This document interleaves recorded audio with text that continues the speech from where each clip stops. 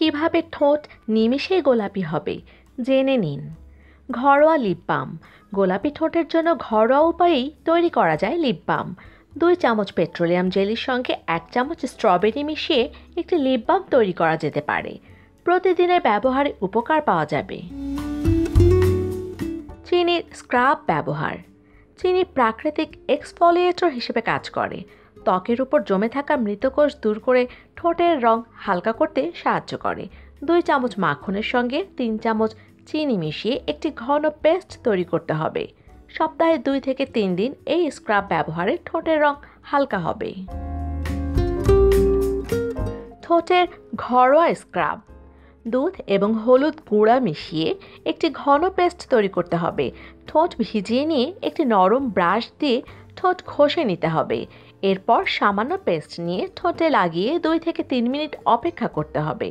এরপর ঠোঁট ধুয়ে শুকিয়ে যাওয়ার পর লিপ বাম লাগিয়ে নিতে হবে। লেবুর রস।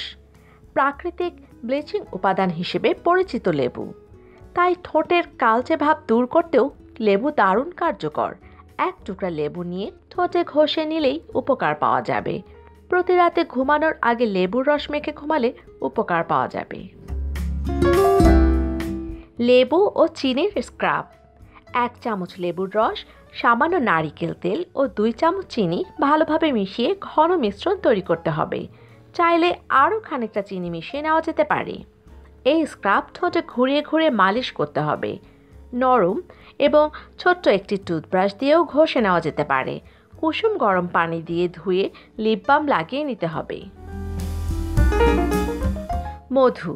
বাহ্যিক কারণে ঠোঁটের রং কালচে হয়ে গেলে তা ঠিক করতে মধু বেশ কার্যকর। রাতে ঘুমানোর আগে ঠোঁটে মধু মেখে ঘুমানো যেতে পারে।